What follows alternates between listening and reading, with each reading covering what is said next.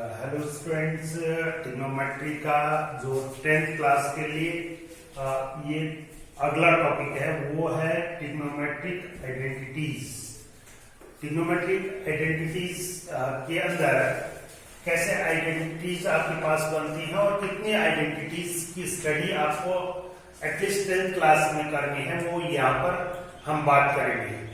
तो सबसे पहले वहीं से शुरू करते हैं कि जो टी रेशियोज हमने बताए थे उसमें हमारे पास एक राइट एंगल ट्रायंगल हुआ करता था और उस राइट एंगल ट्रायंगल में हमको ये पता था कि ये अगर ए है, ये बी है और ये सी है, तो ये इसका राइट एंगल हो गया और ये राइट एंगल है तो ये हाइपोटेन्यूस हो गया,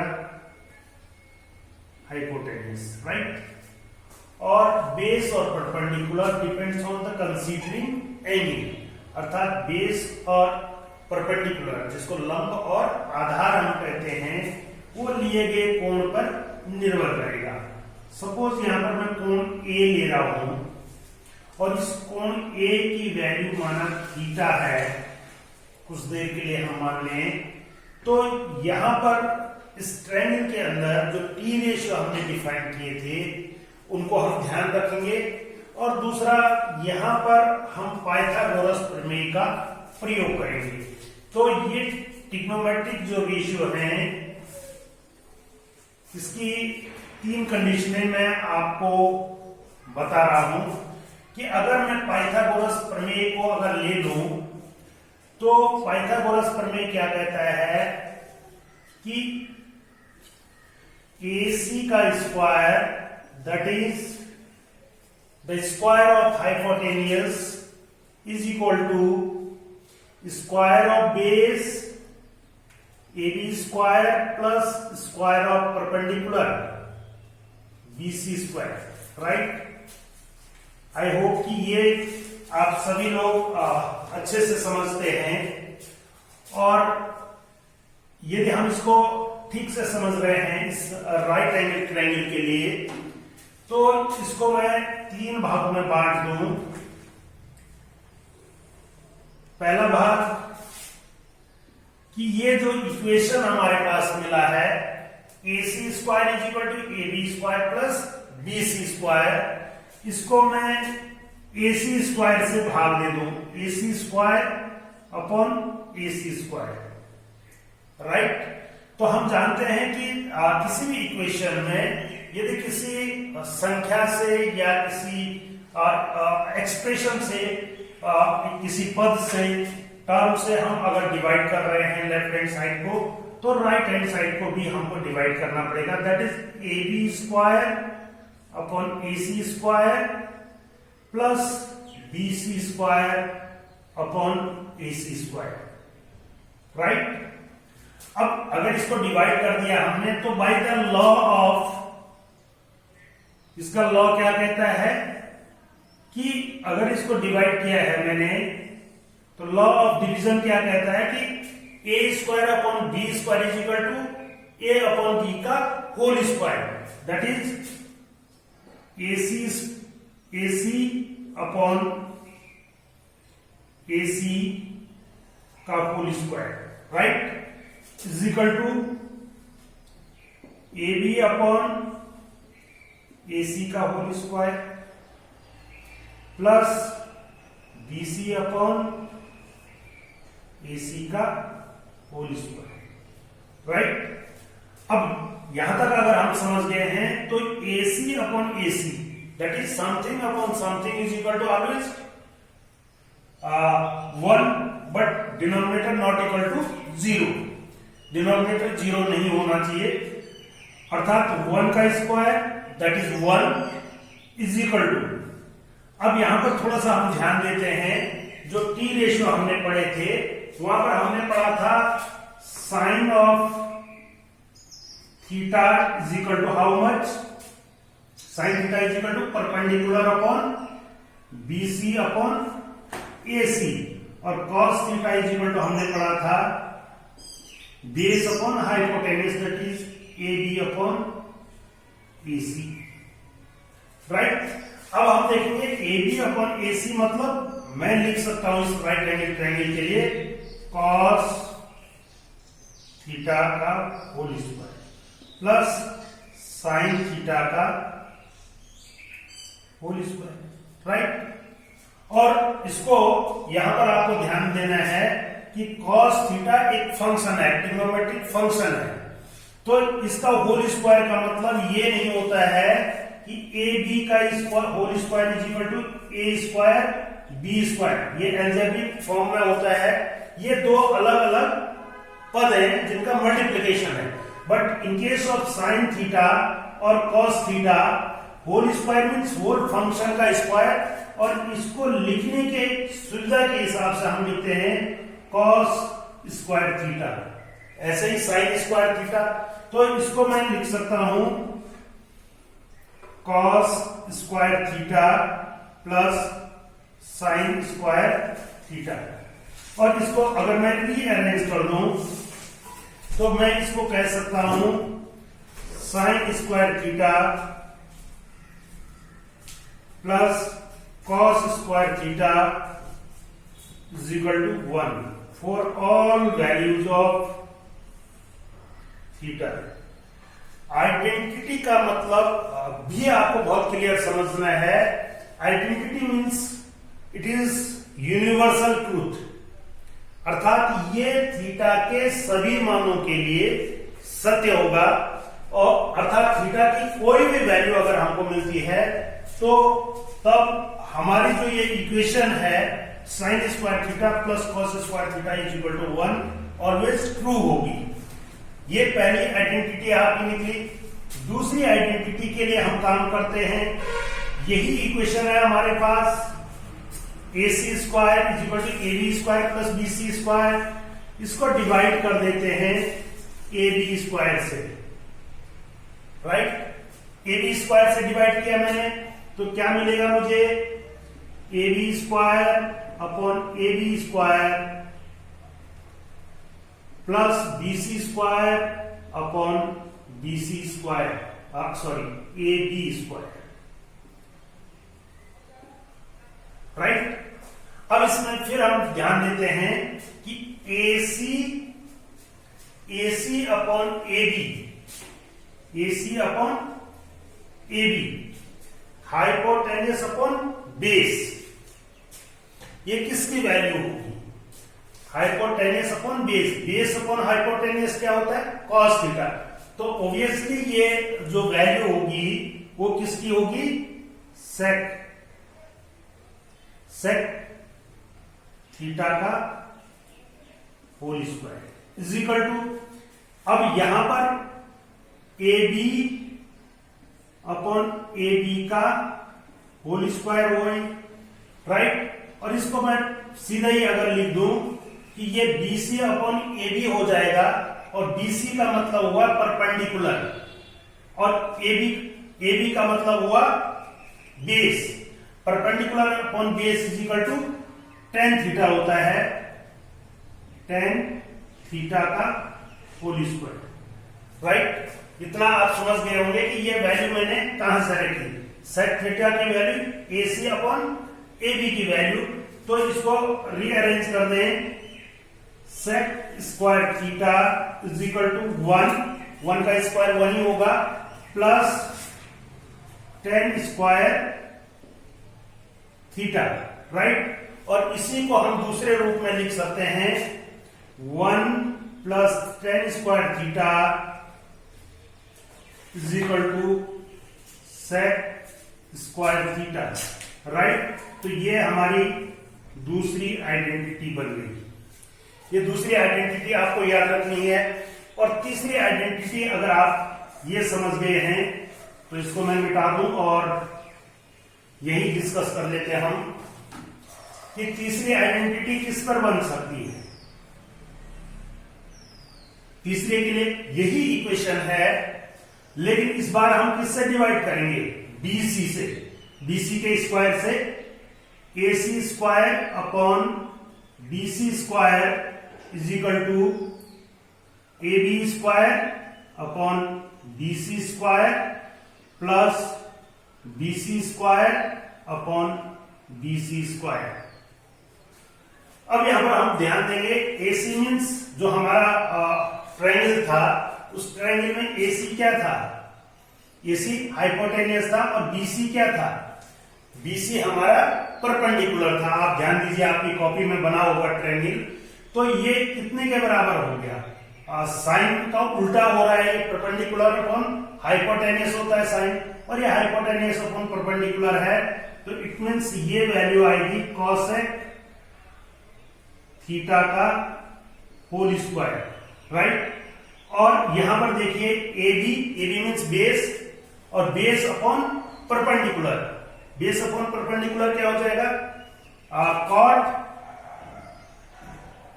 कॉट थीटा का होल स्क्वायर, और ये BC upon BC square is equal to 1, right. और इसको रीअरेंज करके अगर मैं लिख दूं तो ये क्या रिजल्ट देगा मुझे?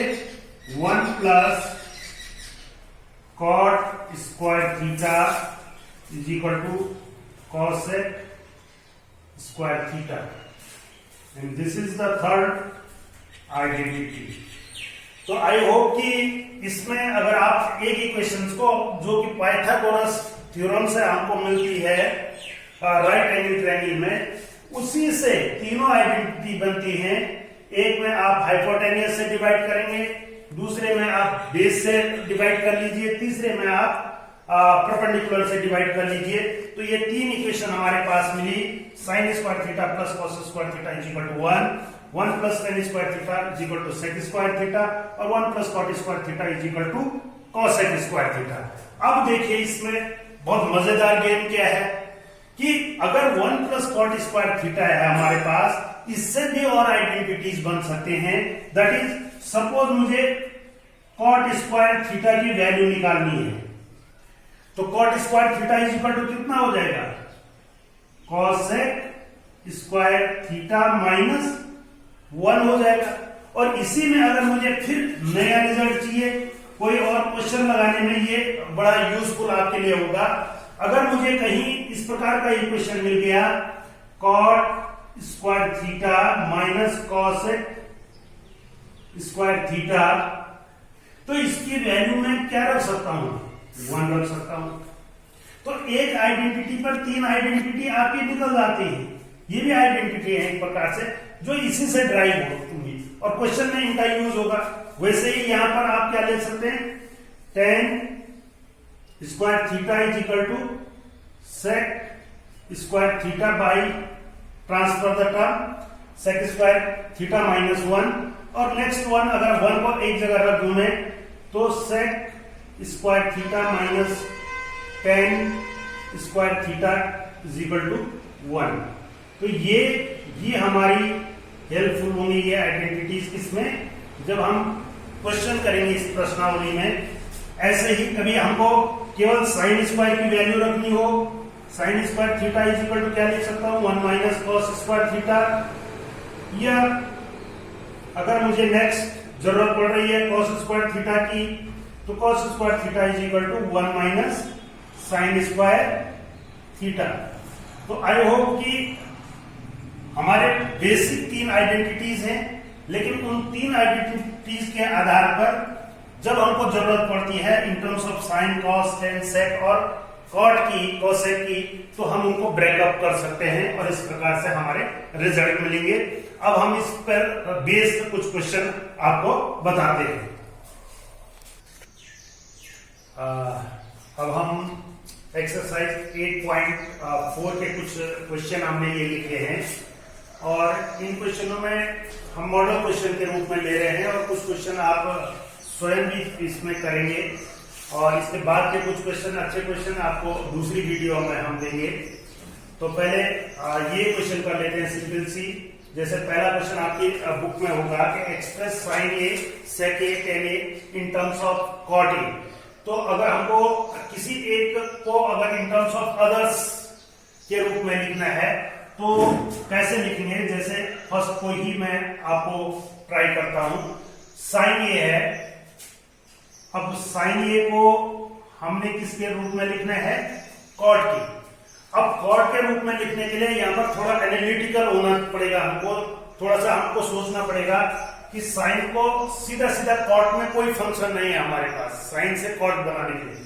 तो साइन का क्या बना सकते हैं हम, 1 cosec a, राइट। और अब हमको पता है कि cosec a में मैंने एक आइडेंटिटी आपको बताई थी। देखिए 3 आइडेंटिटी आप याद रखिए, sine square theta plus cos square theta is equal to 1 plus tan square theta is equal to sec square theta और 1 plus cot square theta is equal to cosec square theta. जब ये 3 identity आपके दिमाग में होंगी तभी इन question को आप कर सकते हैं। तो देखिए साइन से सीधा सीधा कॉट का कहीं रिलेशन नहीं है, तो साइन का रिलेशन पहले किससे लेना पड़ेगा हमको, कॉसेक से। और हम जानते हैं कि साइन कॉसेक का रेसिप्रोकल होता है, तो sine a is equal to 1 upon cosec a। अब कॉसेक a की वैल्यू के लिए मैंने क्या कहा था, cosec a is equal to 1 plus cosec square theta is equal to 1 plus cot square theta. तो कॉसेक की वैल्यू कितनी हो जाएगी, is equal to 1 upon square root of 1 plus cot square theta, and this is our answer. बस क्योंकि cosec square की value है cosec square a is equal to 1 plus cot square a, theta को replace कर सकते हैं a से। तो हमारे पास कॉसेक की वैल्यू है, तो साइन को कॉसेक में और कॉसेक को फिर कॉट में चेंज कर देंगे। तो इसी प्रकार से जो और इसमें क्वेश्चन नंबर 1 है, कुछ और छूटे हुए हैं, क्वेश्चन नंबर 2 है, सब इसी बेस पर आपके पास होंगे। अब क्वेश्चन नंबर 3 की ओर बढ़ते हैं। 3 में क्या कह रहा है वो, इवेल्युएट। हमको इसकी वैल्यू निकालनी है, इसकी sine square 60 degree plus sine square 37 degree upon whole upon cos square 17 degree plus cos square 73 degree, right. और अब हम जानते हैं कि ये जो एंगल दिए गए हैं 63, 37, 17, 73, इनकी डायरेक्ट वैल्यू हमको याद होती ही नहीं है। स्टैंडर्ड वैल्यू तो हमको याद है 0, 30, 45, 60 और 90। लेकिन अगर इस प्रकार की वैल्यू हमको दी जाती है तो वैल्यू, इनकी वैल्यू रख करके हम इसको इवेल्युएट नहीं कर सकते। अब दूसरा तरीका हम ढूंढेंगे। हमारे पास ये आइडेंटिटी है sine square theta plus cos square theta is equal to 1, लेकिन यहाँ sine square theta plus sine square other theta, मतलब 2 अलग अलग एंगल है। और हमको यहाँ पर ये भी ध्यान रखना है कि ये दोनों एंगल सेम होने चाहिए, तभी ये आइडेंटिटी यूज होगी। अगर ये एंगल अलग अलग होते हैं, सपोज करिए कि ये साइन स्क्वायर 63 है और एक कॉस स्क्वायर 37 होता है, तब भी नहीं लगा सकते थे हम, क्योंकि एंगल क्या है, अलग अलग है। तो इसको चेंज करने के लिए फिर हम कुछ नया सोचते हैं। साइन स्क्वायर 63 प्लस, मैंने कहा कि ये क्या है, साइन 37 का whole square. Are you agree with me? Yes. Now same way cos square 17 degree plus, इसको भी तोड़ लीजिए, कॉस 73 का होल स्क्वायर। अब हम थोड़ा सा बैठ जाते हैं लास्ट एक्सरसाइज में, जो लास्ट आर्टिकल था हमारा पिछले वीडियो का, उसमें हमने क्या कहा था कि साइन, ये तो सेम है, plus whole upon cos square 17 plus. अब यहां पर साइन को क्या लिख सकता हूं मैं, इसको लिख सकता हूं मैं साइन 90 माइनस 63। किसी को कोई आपत्ति नहीं होनी चाहिए, क्योंकि इसकी वैल्यू कितनी है, 37 ही है, राइट। साइन 90 माइनस 63 लिखा मैंने, कोई चेंज नहीं किया। और इसमें भी मैं कोई चेंज नहीं कर रहा हूं, कॉस 90 माइनस 90 माइनस 7, राइट। तो ये क्या हो जाएगा, लेकिन यहाँ पर डिफरेंस, यस डिफरेंस बराबर नहीं हो रहा है, इसका मतलब हमने थोड़ा सा क्वेश्चन उतारने में गलती कर दी। ये 27 होना चाहिए और ये 27 होगा, ये 27 होगा, राइट। अब ये डिफरेंस 27 आ गया इसका, ठीक है। 63 में अगर हम 27 जोड़ देंगे तो 90 हो जाएगा। तो अब हमें कोई दिक्कत नहीं होनी चाहिए। ये हो गया साइन स्क्वायर 63 प्लस, अब देखिए sine 90 minus theta is equal to, हम जानते हैं कि कॉस थीटा होता है, और ये हो जाएगा cos square theta, that is cos square 63 upon cos square 17 plus cos become sine square 17, इसको चेंज करेंगे, cos 90 minus 17 is equal to sine 17 और साइन स्क्वायर 17 और साइन स्क्वायर 17 को लिखेंगे साइन स्क्वायर 17। अब ये वेरी सिंपल हो गया, ये पहली वाली आइडेंटिटी लगाएंगे इसमें, इस आइडेंटिटी को लगाएंगे तो कितना हो जाएगा, इज इक्वल टू 1, चाहे एंगल कुछ भी है, लेकिन साइन का square some angle plus cos का स्क्वायर सेम एंगल, वही एंगल होना चाहिए। तो 1 अपॉन 1 and that is 1, this is our answer. तो इसी प्रकार से इसमें आप और क्वेश्चंस जो बुक में है वो आप सेल्फ ट्राई करेंगे, और इसके बाद हम अगले क्वेश्चन की ओर बढ़ते हैं। आई होप कि आप ट्रिग्नोमेट्री के ऐसे क्वेश्चनों में एंजॉय कर रहे होंगे, और आपको अगले क्वेश्चन में इससे भी ज्यादा एंजॉय आएगा। क्वेश्चन नंबर 4 हम ले, देखिए 9 sec square a minus 9 10 square a की वैल्यू कितनी होगी। वेरी सिंपल, सबसे पहले तो ये देखिए कि दोनों में 9 कॉमन है, वेरी सिंपल, तो उस 9 को बाहर ले लो, sec square a minus 10 square a, right. और अब मैंने अभी आपको आइडेंटिटी, जो आइडेंटिटी थी हमारी ये, इस आइडेंटिटी का एक पार्ट बताया था कि अगर मैं इसको यहां ले जाता हूं तो sec square minus 10 square, sec square minus 10 square, तो यहां क्या बचेगा, केवल 1 बचेगा।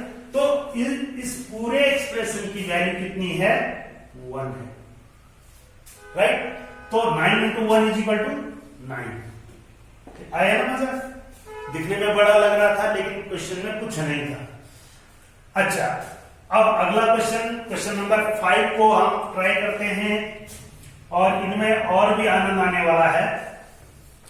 देखिए बस गेम केवल इन 3 आइडेंटिटियों का है विशेष रूप से, और इसको अगर आप ध्यान से यूज कर पाते हैं तो आई होप कि आपको दिक्कत नहीं आएगी। क्वेश्चन नंबर 5 का फर्स्ट लेते हैं, प्रूव दैट। अब जहां प्रूफ दैट वाले क्वेश्चन आते हैं, दीज आर आल्सो आइडेंटिटीज, और ऐसे प्रूफ दैट वाले जो क्वेश्चंस हैं उनमें left hand side is equal to right hand side आपको प्रूफ करना होता है। तो हम सबसे पहले लेफ्ट हैंड साइड ले लेंगे इसका लेफ्ट हैंड साइड है हमारे पास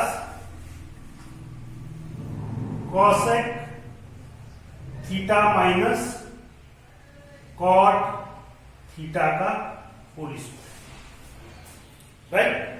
अब यहां पर 2 अपॉर्चुनिटी है आपके पास।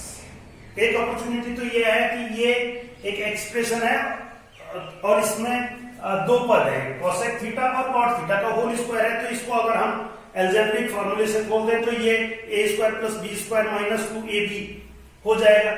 लेकिन उससे क्या होगा कि हमारे पास सेक और कॉट के ही टर्म आएंगे कि नहीं आएंगे। थोड़ा सा आपको ये भी हमारी रीजनिंग होनी चाहिए कि हमारे यहां से टर्म किसमें बदल रहे हैं, इन टर्म्स ऑफ कॉस बदल रहे हैं, तो हम बेहतर ये होगा कि इनको पहले ही क्या कर दें, इन टर्म्स ऑफ साइन और कॉस में लिखें। तो इसको आसान बनाने का तरीका ये है कि इनके रेसिप्रोकल ले लें।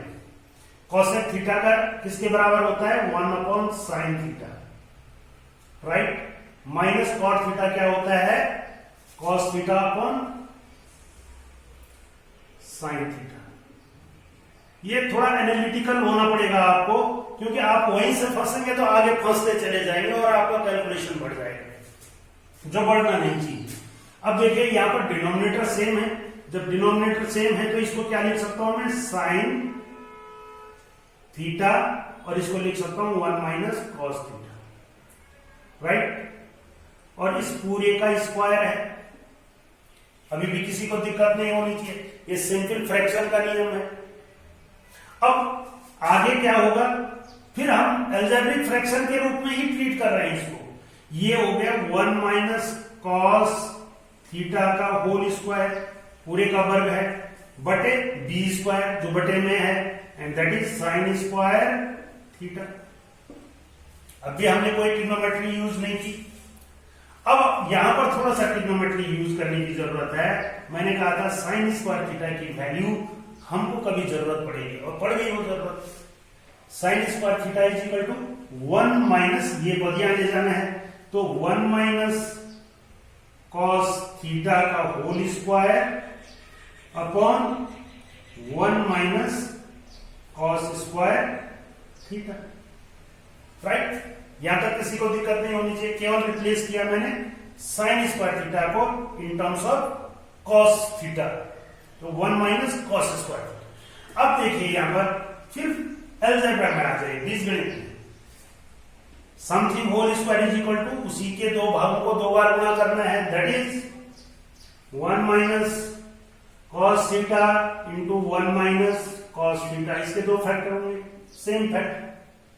और नीचे थोड़ा सा अलजेब्रा पर ही पकड़ बनाइए, 1 का स्क्वायर 1 ही होता है, तो 1 स्क्वायर लिख सकता हूं, और 1 square minus cos square theta, a square minus b square, तो ये हो जाएगा 1 - cos थीटा और 1 + cos थीटा। किसी को कंफ्यूजन है इसमें, ये फॉर्मूला लगा a square minus b square is equal to a minus b और a + b, किसी को भी आगे किसी को भी पीछे लिख सकते हैं, कॉम्यूटेटिव लॉ मल्टीप्लिकेशन में चलता है, ठीक है। अब यहां देखिए ये सेम फैक्टर कट जाएंगे, तो क्या बच गया हमारे पास 1 - cos theta upon 1 + cos theta, and this is our right hand side, और हम लिख देंगे हेंस प्रूव्ड। तो मेरे ख्याल से इसमें भी किसी को दिक्कत नहीं होनी चाहिए। अब इसी का दूसरे पार्ट में मैं आता हूं, और आपको ये पूरा करने में बहुत मजा आएगा। अगर आपने ट्रिग्नोमेट्री के सारे वीडियो सीक्वेंस में देखे हैं तो कहीं कोई दिक्कत नहीं होनी चाहिए।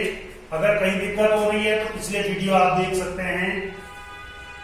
5th का सेकेंड पार्ट हम देखेंगे, यहां पर भी प्रूफ करना है, तो लेफ्ट हैंड साइड देनी है, राइट क्या है उस पर नहीं जाना अभी। cos a upon 1 + sin a plus 1 + sin a upon cos a, ठीक है। अब इसमें क्या करना पड़ेगा, हमको लाना है सेट, लेकिन इसको सेट में अगर हम चेंज करते हैं इनको तो बहुत कॉम्प्लिकेटेड हो जाएगा। तो कोशिश करते हैं पहले इसको बाय फ्रैक्शन लॉ सॉल्व करते हैं। फ्रैक्शन का नियम क्या है कि हमको इसके डिनोमिनेटर क्या करने पड़ेंगे, इक्वल करने पड़ेंगे। इसको बना दिया मैंने cos a into 1 + sin a। जैसे फ्रैक्शन में प्राइम फैक्टर होते हैं तो उनको दोनों को गुणा कर देते हैं, वो एलसीएम होता है, ठीक है। ऐसे ही ट्रिग्नोमेट्रिक अगर फंक्शन है तो दोनों को गुणा ही करना पड़ेगा, क्योंकि दोनों में कुछ भी कॉमन नहीं है। तो अगर हमने इसका डिनोमिनेटर cos बनाया है तो cos से मल्टीप्लाई भी करेंगे, cos स्क्वायर a प्लस, और इसका चूंकि डिनोमिनेटर हमने 1 + sin a भी बनाया है तो 1 + sin a का होल स्क्वायर, राइट। यहां तक दिक्कत नहीं होनी चाहिए, प्योर अलजेब्रा है। अब फिर अलजेब्रा में ही चलिए, cos स्क्वायर ए प्लस बी का whole square, a plus b का whole square is equal to A square plus B square plus 2ab। अगर ध्यान नहीं है तो ये देख लीजिए। तो पहले पद का वर्ग कितना होगा, 1 ही होगा, प्लस दूसरे पद का वर्ग साइन स्क्वायर ए प्लस 2 इंटू पहला पद इंटू दूसरा पद, तो 1 से गुणा करेंगे 2 को तो 2 ही आएगा sign A, right, whole upon cos A into 1 plus sine ए। अब देखिए ऊपर इन दोनों की जोड़ी बना दो, और इस जोड़ी को आइडेंटिटी क्या कहती है कि इस जोड़ी को मान कितना होता है, 1 होता है। Sine square A plus cos square A is equal to 1, तो 1 plus 2 sine A, right, whole upon cos A into 1 plus sine A, right. अब देखिए यहां पर 1 प्लस 1 जुड़ जाएंगे, लाइक टर्म्स हैं, 2 हो गया, और जब ये 2 हो गया लेकिन ये अनलाइक टर्म्स हैं तो ये तो जुड़ेंगे नहीं, तो ये क्या हो जाएगा 2 प्लस 2 साइन ए, लेकिन उन दोनों टर्म्स में एक चीज कॉमन है, दैट इज 2, तो ये हो गया 1 प्लस साइन ए। किसी को कंफ्यूजन तो नहीं है, 2 प्लस 2 साइन ए, तो 2 कॉमन ले लिया मैंने, 1 प्लस साइन ए अपॉन कॉस ए 1 प्लस साइन ए, और ये सेम फैक्टर है, अगर सेम फैक्टर होते हैं तो न्यूमरेटर और डिनोमिनेटर में वो कैंसिल हो जाते हैं। अब क्या बचा हमारे पास, 2 इंटू 1 अपॉन कॉस ए। अब 1 अपॉन कॉस ए इसलिए ले रहा हूं मैं कि इसको सिंपली आसानी से आप समझ जाएंगे कि ये किसकी वैल्यू है, 1 upon cos is equal to sec की वैल्यू है, तो 2 into sec a, and this is our right hand side. तो आई होप कि इस वीडियो में ये सारे क्वेश्चन आप समझ गए होंगे, और इस पर जो 5 तक के जो क्वेश्चन आपके पास बचे हैं उन क्वेश्चनों को आप करें, और इसके जो और क्वेश्चन है उसका एक नेक्स्ट वीडियो हम आपको जारी करेंगे। Thank you.